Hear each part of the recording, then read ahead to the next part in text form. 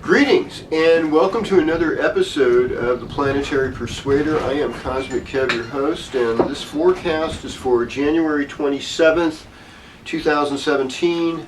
We have a new moon today, folks. Now, this new moon is super significant in that it also is the second new moon after winter solstice, which means Gong Hei Fat Choi. We begin with the year of the rooster today. Now, I know it says on calendars tomorrow. That's because it takes longer. You know, in China, it's already tomorrow. Okay, that's why. and so, but today at 4:07 p.m., we've got a new moon, and the new moon is in the Vedic nakshatra of Uttara Ashada, which is sub-ruled by the sun, and it's a nakshatra that goes through part Sagittarius and part Capricorn. Now, the part, of course, the new moon is in is a Capricorn in Vedic or sidereal astrology, or astronomically, as you look in the sky. It's closer to that constellation of Capricorn. And one of the symbols is the elephant's tusk in Uttara Ashada, which is Ganesh.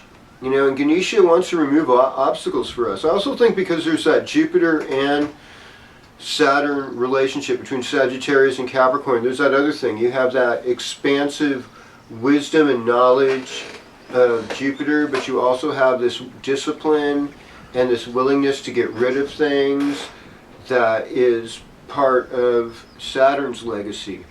And then, of course, the sun is the most dependable of all the luminaries. You know, it brings longevity, it exposes what needs to be looked at, and it comes on with a force that is essentially sattvic. It wants harmony, it wants balance, it wants generous, good things for people. So, I mean, I'd say, astrologically, keep these things in mind. Now, Western astrologers, we look at this and we say, okay, it's always new moon in Aquarius. That's always where Chinese New Year happens. What is it about the year of the fire rooster? Well, it's very masculine, for one thing. And it also, there's a lot of posturing with the rooster. It always has something to crow about. Now, I mean, for those of you worried, I think about, the United States of America and its current little, predicament or whatever. It's like, the states are all like little countries, and so you people in the states and your counties and cities, you can figure out how to protect yourself from all the BS, all right? Still keep a good environment and not let everything go to hell in a handbasket, all right? Guess what? I've been telling you this, okay? But the other thing is that the rooster tends to peck at one kernel of corn. It doesn't see that there's all these other great kernels of corn all around it. And so, there are other things of value, and so a lot of times we get too hyper-focused. Now, the gifts of the rooster are, it brings a lot of artistic creativity.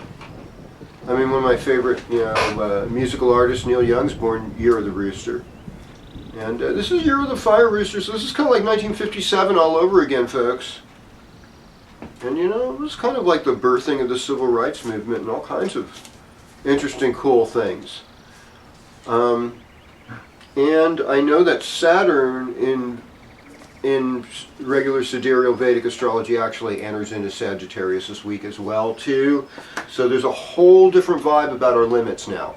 It's not as tamasic and scary as when Saturn was in Scorpio. We're here to be liberated, and we're here to seek moksha. let's go.